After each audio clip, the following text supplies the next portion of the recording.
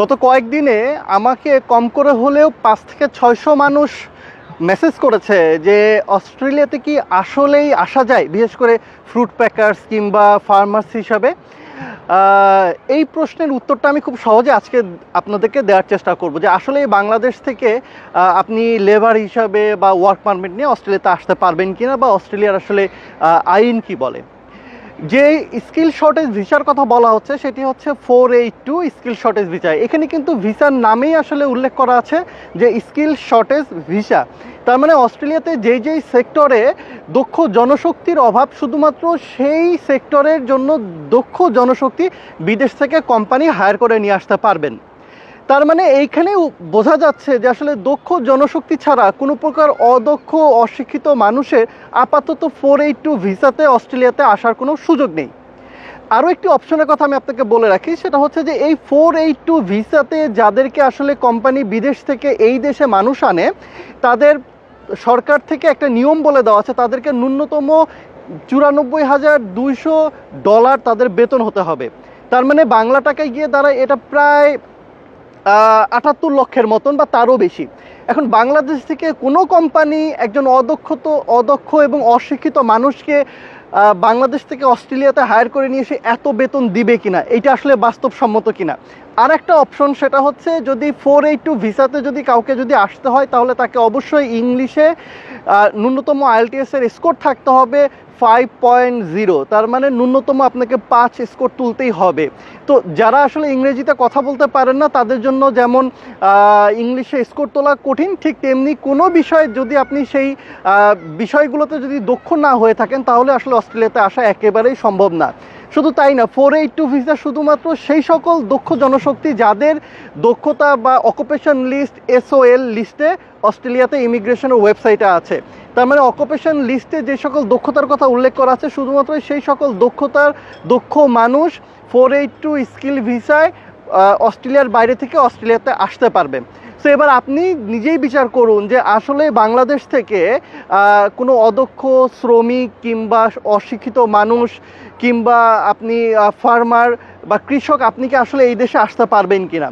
যদিও বাংলাদেশের কিছু প্রতারক চক্র এই মুহূর্তে খুবই সহজ সরল গ্রামের অশিক্ষিত মানুষকে টার্গেট করে ফেসবুকে বিজ্ঞাপন দিচ্ছে এবং বলছে যে আপনাকে ইংলিশ জানতে হবে না, কিচ্ছু করতে হবে না, কোম্পানি বরঞ্চ আপনাকে টাকা দিয়ে অস্ট্রেলিয়াতে নিয়ে যাবে।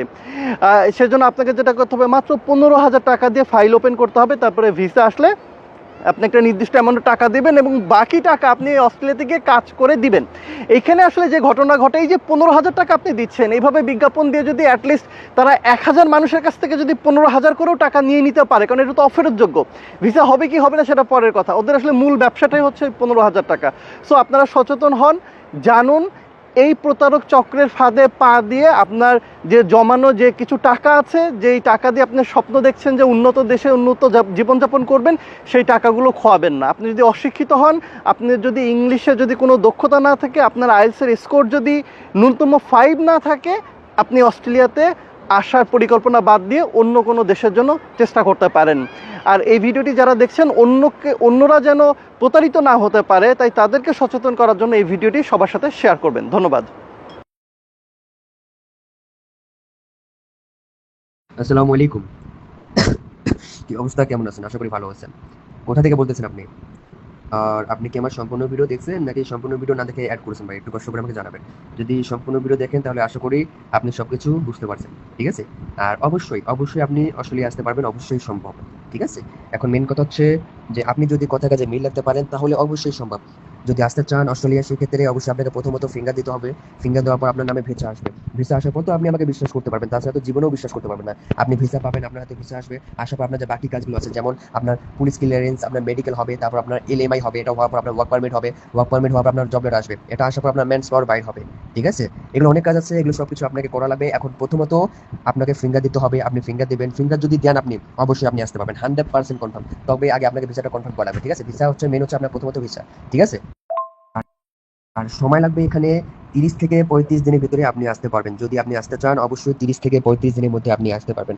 অ্যাপ্লাই আপনাকে 2 থেকে 3 দিনের মধ্যে করতে হবে। যদি আপনি অ্যাপ্লাই 2 থেকে 3 দিনের মধ্যে করেন তাহলে ভিসা ইনশাল্লাহ জলদি আসবে এবং কি 30 থেকে 35 দিনের মধ্যে আপনি অস্ট্রেলিয়া আসতে পারবেন, ঠিক আছে? আর একটা কথা বলি, আপনি আমার কাছে কাজ করেন বা আপনি অন্য 10 জনের কাছে অথবা 50 জনের কাছে কাজ করেন, কোনো সমস্যা নেই। যার কাছে করেন না কেন ভাই, আপনাকে অ্যাপ্লিকেশনের সরকারি ফি অবশ্যই বহন করতে হবে, যেটা হচ্ছে 15,000 টাকা।